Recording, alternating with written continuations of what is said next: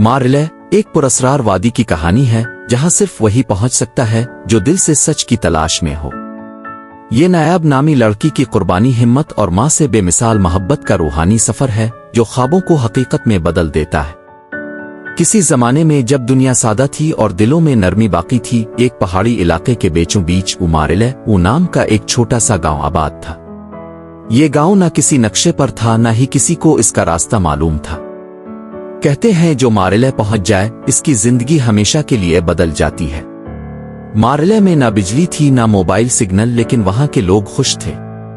हर तरफ हरियाली, साफ चश्मे और परिंदों की आवाजें गूंजती थीं।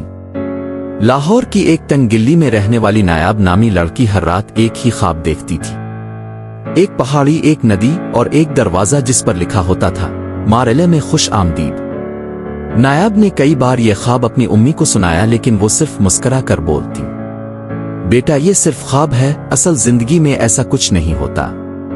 मगर नायाब को यकीन था कि मारिले कहीं ना कहीं जरूर है। एक दिन जब नायाब की उम्मी शदीद बीमार हो गईं और डॉक्टरों ने कहा कि कोई दवा काम नहीं कर रही, नायाब ने फैसला कर लिया कि वो मारिले को ढूंढेगी।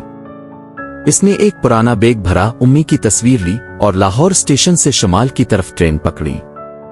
इसका इरादा था कि वो पहाड़ों तक जाए, चाहे कुछ भी हो। रास्ते में इसकी मुलाकात एक बुजुर्ग फकीर से हुई जो एक दरख्त के नीचे बैठे हुए थे।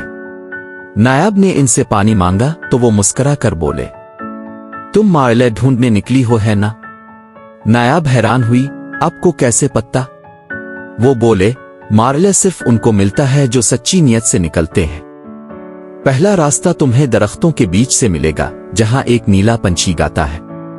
नायाब पहाड़ों की तरफ चलती गई, यहां तक कि इसे एक नीला पंछी दिखाई दिया जो वाकई गा रहा था। वो इसके पीछे चल दी। ये पंछी इसे एक गफ्फा के पास ले गया जिसका दरवाजा खुद ब खुद खिल गया। नायाब अंदर दाखिल हुई तो इसे ऐसा लगा जैसे वो किसी और दुनिया में दाखिल हो गई हो। सामने खिले मैदान, रंग बरंगे फूल और ऐसे दरख्त जिनके पतुई सोने जैसे चमक रहे थे। वहां के लोग सब नायाब को जानते थे, हालांकि वो कभी वहां गई ही नहीं थी। एक बुजुर्ग औरत आगे आई, इसने नायाब के सर पर हाथ फेरा और कहा, हम तुम्हारा इंतजार कर रहे थे नायाब बेटी। तुम्हारी मां का इलाज हमारे पास है, मगर उसकी कीमत तुम्हें अदा करनी होगी।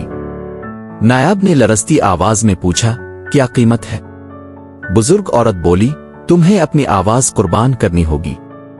अगर तुमने हाँ कहा तो तुम कभी कुछ बोल नहीं पाओगी, लेकिन तुम्हारी मां ठीक हो जाएगी। नायाब की आंखों से आंसू बहने लगे। इसने आसमान की तरफ देखा और कहा, आ अल्लाह, अगर मेरी खामोशी से मेरी मां को जिंदगी मिलती है तो मैं राजी हूं। इसी लम्हे इसकी जुबान बंद हो गई और मारिले की फिजा रोशन हो गई। नायाब को वापस लाहौर एक खास रास्ते से भेजा गया। इसके हाथ में एक शीशी थी जिसमें मारिले के चश्मे का पानी था।